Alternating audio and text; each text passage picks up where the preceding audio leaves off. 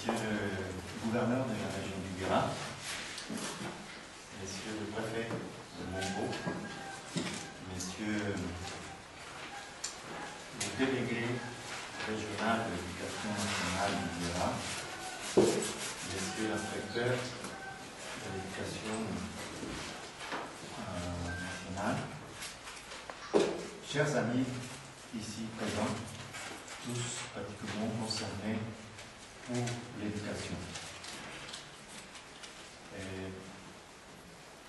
Nous avons choisi comme date d'inauguration de ces nouveaux entre guillemets bâtiments, parce qu'en effet c'est une réflexion que nous avons faite.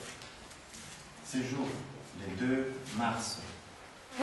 Mais en effet, la date choisie, c'était le 5 mars, parce que c'est les jours anniversaires de la Fédération internationale Fe y Alegría. Je voudrais raconter la petite histoire que je crois que beaucoup parmi vous ici me l'avaient déjà entendu raconter, des fondations des Fe y Alegría, de foi et joie. La naissance de Fe y Alegría s'est passé à Caracas, au Venezuela.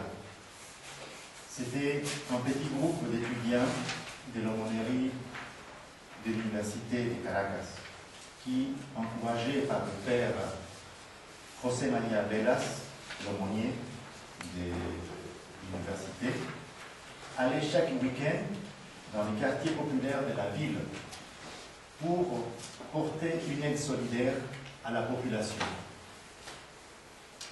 Ils travaillaient ensemble avec la population qui s'organisait pour faire face à ses besoins.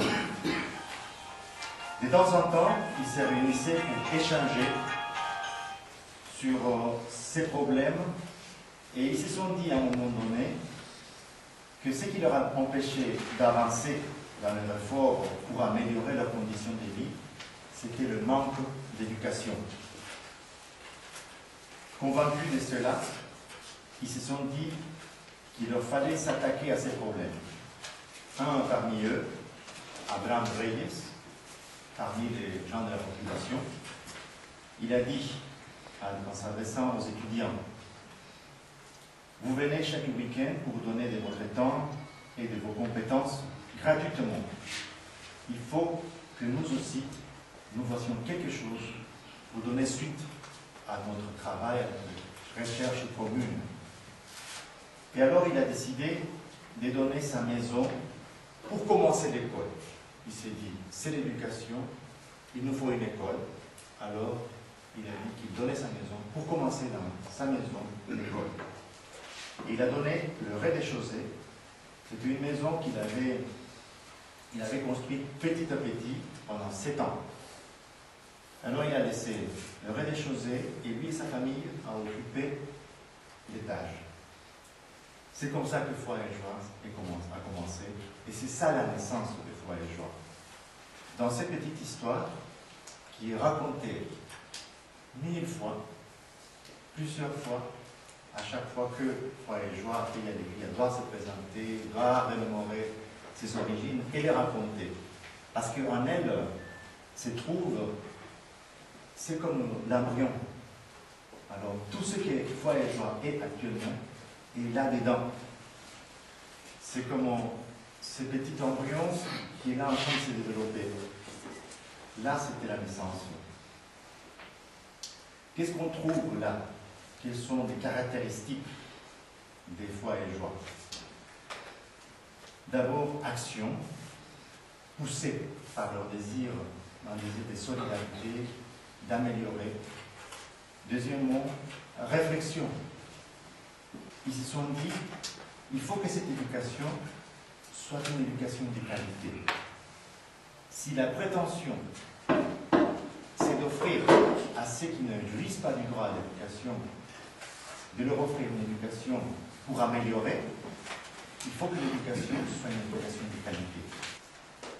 Une autre chose, un autre élément qui, dans ces mouvements toujours, c'était de se rendre compte que ceux qui ne jouissent pas de ces droits à l'éducation en général, un peu partout dans nos sociétés, dans la société en Amérique latine, c'est ceux qui fréquentent l'éducation publique.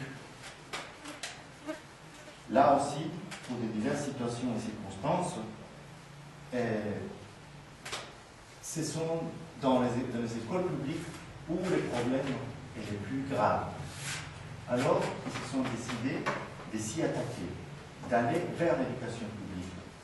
Puisque c'est un droit public, et cela concerne tous, il faut faire de telle sorte qu'il y ait de plus en plus de personnes qui s'intéressent à l'éducation publique.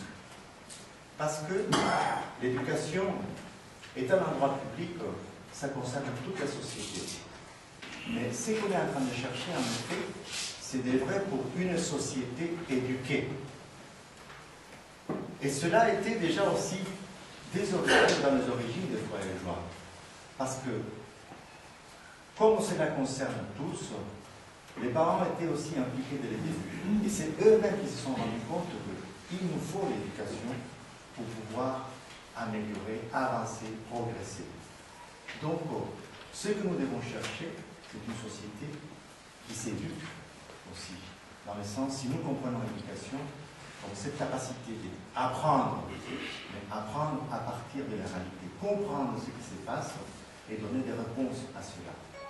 Le désir et le travail des foyers de joie, c'est aussi donc d'adapter l'éducation à la vie concrète. Les points de départ de l'intervention des foyers de joie, c'est la vie, c'est la situation concrète des gens.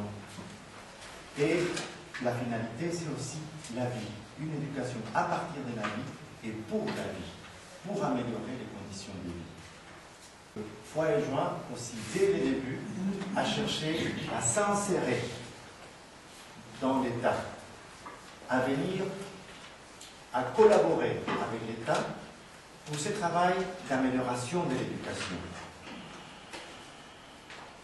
Rejoindre l'État pour contribuer à améliorer l'éducation publique. Et c'est pour ça que partout, là où foyer de joie existe, dès le début, a cherché à établir des conventions avec l'État pour qui leur permettent d'établir ces liens de collaboration, de venir avec l'État pour chercher des manières à améliorer cette éducation. Ici, je voudrais adresser un mot de remerciement tout particulier à M. Nosodungus, le délégué de l'éducation nationale à Mongo, pour l'appui qu'il nous a offert depuis le début. Nous n'avons pas encore des conventions, nous avons fait des accords depuis le début avec la délégation ici. Un premier accord de 2 ans qui nous permettait déjà d'agir sur un ensemble de 17 écoles. Et puis, cette année, on a renouvelé cet accord pour 5 ans, élargissant un peu et précisant encore un peu plus l'intervention des foyers de joie. De telle sorte que, tout en s'insérant dans le programme de l'éducation nationale, nous puissions jouir d'une certaine autonomie en gardant toujours le lien avec l'État par des rapports adressés aux diverses instances de la délégation sur ce que nous faisons, concrètement sur la formation que nous offrons aux maîtres et surtout les maîtres communautaires. Le directeur de l'école de Djogolo, le directeur de l'école de Doni, le directeur de l'école de Batanga, le directeur de l'école de Banda, le directeur de l'école de Tchelati et enfin le directeur de l'école de Dongo Midio. Ah oui, j'ai oublié le directeur de l'école de Banda aussi. Ah oui, bien sûr, mais là, j'ai le directeur de l'école de Badje aussi. Donc nous avons à peu près une dizaine sur les 17 écoles.